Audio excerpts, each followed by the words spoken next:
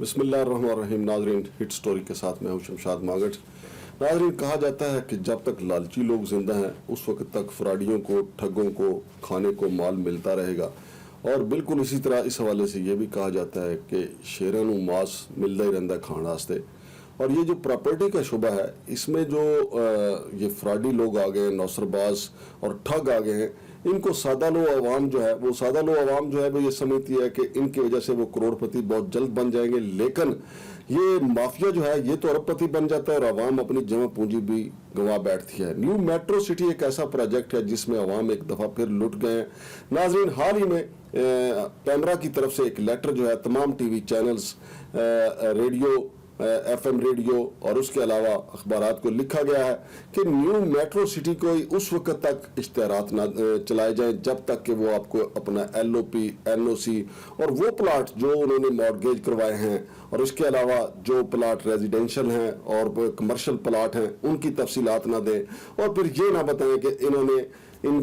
اب تک کتنی خریداری کی ہے، ان کے پاس کتنی زمین ہے. لیکن افسوس کے ساتھ کہنا پڑتا ہے 5 ستمبر کو پیمرا کی طرف سے یہ لیٹر جاری ہوا، لیکن اس سے پہلے میلہ لٹ چکا تھا. بے پناہ ایک طرف سے سیلاب آیا ہوا تھا اور ہمارا پورا ملک جو ہے وہ اس سے متاثرہ تھا اور ملک کے بیشتر حصے سیلاب سے ڈوبے ہوئے تھے. لیکن ہمارے ٹی وی چینل کی سکرینیں بتا رہی تھی، تمام ٹی وی چینلز کی،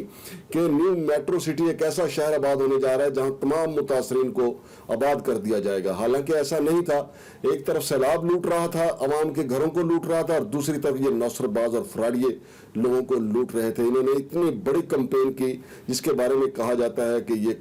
کروڑوں روپے کی کمپین تھی جو انہوں نے چلائی تاکہ عوام کو اپنی طرف متوجہ کر سکے، اور انہوں نے کیا بھی. اور ان کے جو پراپرٹی ڈیلر تھے، جو ان کے پے رول پہ ڈیلر تھے، انہوں نے عوام کو دونوں ہاتھوں سے لوٹا. اور ناظرین، کہا جاتا ہے کہ اس مافیا نے 1 کھرب روپے سے بڑی واردات کی ہے. اور ابھی تک کی جو اطلاعات ہیں، اس مافیا میں جو چیف ایگزیکٹو اور دیگر عہدیداران ہیں، ان میں ملک بشیر، محمد شرجیل، عمر شہزاد، زر عوان اور مسعود ملک وغیرہ شامل ہیں. ناظرین، افسوس کے ساتھ کہنا پڑتا ہے کہ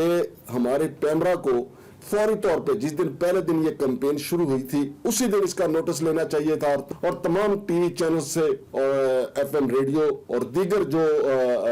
سوشل میڈیا کے چینلز ہیں ان کو آگاہ کرنا چاہیے تھا کہ جب تک یہ آپ کو این او سی اور ایل او پی کی مصدقہ کاپیاں فراہم نہ کریں اور اپنی زمین کی مصدقہ کاپیاں فراہم نہ کریں تو ان کی ایڈورٹائزمنٹ نہ کی جائے. لیکن 5 ستمبر کو جب یہ لیٹر جاری ہوا اس وقت تک یہ اپنے پنجے گاڑ چکے تھے، بلکہ سادہ لو عوام کا تقریباً خون پی چکے تھے اور ان کے جسم میں آخری سانس باقی تھے. اور ناظرین، اب چونکہ انہوں نے ایک بڑی واردات کر لی ہے، لہذا ان کی مرضی پہ منحصر ہے کہ اب یہ ملک چھوڑ کے بھاگ جائیں. یہ وہی لوگ ہیں جنہوں نے پہلے کھاریوں میں ایک پروجیکٹ کیا اور اب یہاں پہ پروجیکٹ کر رہے ہیں، اور اس کے بعد ان کا ارادہ جو ہے وہ سالم کے قریب ایک بڑا پروجیکٹ اسی طریقے سے نوسر بازی کرنے کا وہاں پہ پروگرام ہے. لیکن ہمارے اداروں کو اس سے پہلے ایکشن لینا ہوگا. افسوس کے ساتھ کہنا پڑتا ہے کہ میں نے جب بھی پروگرام کیا میں نے یہ ہمیشہ سے کہا ہے کہ جس طرح ہماری پولیس جو ہے وہ انتظار کرتی ہے واردات ہو جائے پھر اس کے بعد پہنچتی ہے، بالکل اسی طرح ہمارا نیب اور ہماری ایف آئی اے انتظار کرتی ہے کہ نوسر باز بنارسی ٹھگ جو ہے وہ اپنی واردات کر جائیں اور پھر اس کے بعد وہ ان ایکشن ہوتے ہیں. لیکن اس وقت تک مافیا جو ہے بیرون ملک جائیدادیں خرید چکا ہوتا ہے، بیرون ملک انویسٹمنٹ کر چکا ہوتا ہے، اور پھر ہماری نیب جو ہے وہ ان کو ایک راستہ دکھاتی ہے کہ ایک قانون موجود ہے، آئیں پلی بارگین کر لیں. تو وہ ملزمان جو ہیں وہ تھوڑے سے پیسے دے کے پلی بارگین کر لیتے ہیں. چونکہ اس میں عہدیداران کی تعداد زیادہ ہوتی ہے اس لیے پلی بارگین میں بھی تھوڑی سی رقم دے کے وہ اپنا پلو چھڑا لیتے ہیں. لیکن ناظرین، سب سے بڑی یہ غفلت جو ہے ہمارے اداروں کی ہے، اور خاص طور پہ پیمرا جو ہے. آپ دیکھیں ہمارے سیاسی جب معاملات ہوتے ہیں تو پیمرا فوراً ان ایکشن ہو جاتا ہے اور آدھے گھنٹے کے اندر اندر نشریات بند ہو جاتی ہیں. لیکن 5 ستمبر کو یہ لیٹر جاری ہوا ہے. اگرچہ یہ بڑا زبردست اور اچھا اقدام ہے کہ پیمرا کو بھی ہوش آیا کہ کہیں عوام لوٹ تو نہیں رہی، لیکن اس وقت جب یہ ہوش آیا تو اس وقت عوام لٹ چکی تھی، عوام کی جیبوں سے پیسہ جا چکا تھا. پیمرا کو ہر ٹی وی چینل کے اشتہارات پہ نظر رکھنے چاہیے کہ کون کیا واردات کر رہا ہے اور کسی کے پاس این او سی ہے یا نہیں. زیادہ تر یہ ہاؤسنگ پروجیکٹ جو ہیں وہ ان کے پاس این او سی نہیں ہوتا، اور یہ مافیا جو ہے ان کے خلاف پہلے بھی ایف آئی آر ہو چکی ہے. اور ناظرین، میں آپ کو یہاں پہ یہ بھی بتاتا چلوں کہ ان کے خلاف جو اسسٹنٹ کمشنر گجر خان جو ہیں، کہا جاتا ہے مصدقہ ذرائع نے بتایا کہ انہوں نے بھی آر ڈی اے کو ایک رپورٹ بھجوائی تھی، لیکن چونکہ ان کا داؤ اس لیے لگ گیا کہ پنجاب کی حکومت ڈاواڈول تھی، کبھی حمزہ شہباز شریف کا پلڑا بھاری ہو جاتا تھا، کبھی چودھری پرویز لائی کا پلڑا بھاری ہو جاتا تھا، لہٰذا اس ڈاواڈول پوزیشن میں انہوں نے عوام کا جو پیسہ ہے دونوں ہاتھوں سے لوٹا، اور ہمارے ادارے جو ہیں آر ڈی اے وہ بھی خاموشی کے ساتھ تماشا دیکھتا رہا، ایف آئی اے وہ بھی خاموشی کے ساتھ تماشا دیکھتا رہا، اور جہاں تک نیب کا معاملہ ہے اس کے چونکہ ایکٹ میں ترامیم ہو رہی تھی، ان کو یہ پتہ نہیں تھا کہ ہم بانجھ ہونے جا رہے ہیں، ہمارے پاس کوئی اختیار رہے گا یا نہیں، لہٰذا انہوں نے بھی کسی پہ ہاتھ نہیں ڈالا۔ ویسے بھی نیب کبھی کسی پہ اس وقت تک ہاتھ نہیں ڈالتا جب تک واردات مکمل نہ ہو جائے۔ اب یہ واردات مکمل ہو گئی ہے، ناظرین دیکھتے ہیں کہ جو پیمرا نے حکم نامہ جاری کیا ہے وہ اس مافیا کے خلاف اس پہ عمل درآمد کتنا ہوتا ہے۔ اگرچہ پیمرا کا جو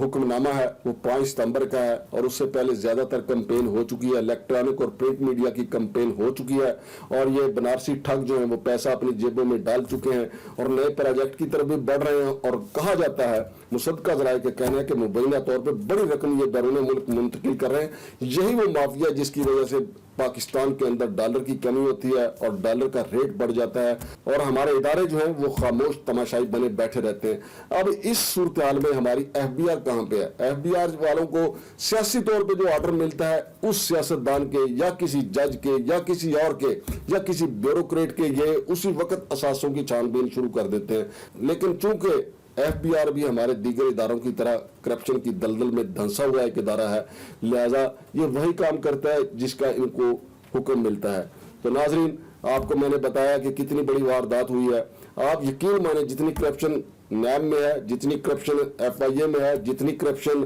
ایف بی آر میں ہے، یہ تو انہوں نے تو سیلاب متاثرین کے لیے تھوڑی تھوڑی رقم دی ہے، اپنی تنخواہوں کا کسی نے 1 مہینے کی تنخواہ دی ہے، کسی نے 1 دن کی تنخواہ دی ہے۔ یقین مانیں یہ تنخواہیں ساری گھر لے جائیں، صرف 1 مہینے کی کرپشن کی پیسہ جو ہے وہ سیلاب متاثرین کو دے دیں، وہ اچھے خاصے خوشحال ہو جائیں گے، لیکن ایسا یہ نہیں کریں گے، کیونکہ تنخواہ تو ہے ان کی مہینے کی 1.5 2 3 لاکھ روپے، لیکن ماہانہ کرپشن ان کی کروڑوں میں ہے، تو وہ کروڑوں کا یہ کس طرح سیلاب متاثرین کو دے سکتے ہیں؟ ویسے بھی جو بندہ کرپشن کرتا ہے اس کا دل جو ہے وہ پتھر کا ہو جاتا ہے، جس طریقے سے آپ دیکھیں گے سوسائٹیوں والے عوام کو لوٹتے ہیں، ان کا دل پتھر کا ہوتا ہے، ان کو کیوں پرواہ نہیں ہوتی کہ کوئی بیوہ عورت اپنے زیور بیچ کے دے رہی ہے، کوئی اپنے بیوی بچوں کے لیے گھر بنانے کے لیے اپنی پینشن کا پیسہ دے رہا ہے، اپنی جمع پونجی ریٹائرمنٹ کا پیسہ ان کو دے رہا ہے، وہ کہتے ہیں جو آ رہا ہے بس کھاؤ ہضم کرو بھاگو۔ ان میں سے ایک میٹرو سٹی والے ہیں، اور میں اپیل کروں گا جناب آرمی چیف صاحب سے بھی، سپریم کورٹ آف پاکستان سے بھی، وزیر اعظم سے بھی، کہ فوری طور پہ ان کے خلاف نوٹس لیا جائے۔ پیمرا نے تاخیر کی ہے، چیئرمین پیمرا سے بھی پوچھا جانا چاہیے کہ یہ لیٹر پہلے لکھا جانا چاہیے تھا، اور ہر ہاؤسنگ سوسائٹی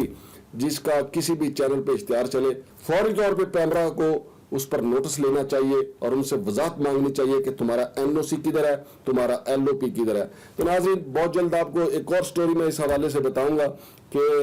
اے سی گجر خان غلام عباس کھرل صاحب نے جو رپورٹ ان کے بارے میں لکھی کہ ان کے پاس کتنی زمین ہے، پتہ نہیں باقی ادارے تو ان کو بتائیں گے یا نہیں بتائیں گے، لیکن ہم انشاءاللہ بہت جلد باقی سب اداروں کو پیمرا کو بتائیں گے کہ ان کے پاس کتنی زمین ہے، اور دوسرا ان کے این او سی کی کیا پوزیشن ہے، اور تیسرا ان کے ایل او پی کی کیا پوزیشن ہے۔ بہت جلد ہم آگاہ کریں گے، اور اس نوسر باز مافیا کے خلاف اب تک کتنی ایف آئی آریں ہو چکی ہیں، یہ ساری تفصیلات اگلے پروگرام میں آپ کو بتائیں گے۔ آج تک کے لیے اتنے، شمشاد مانگٹ کو اجازت دیجیے، اللہ حافظ۔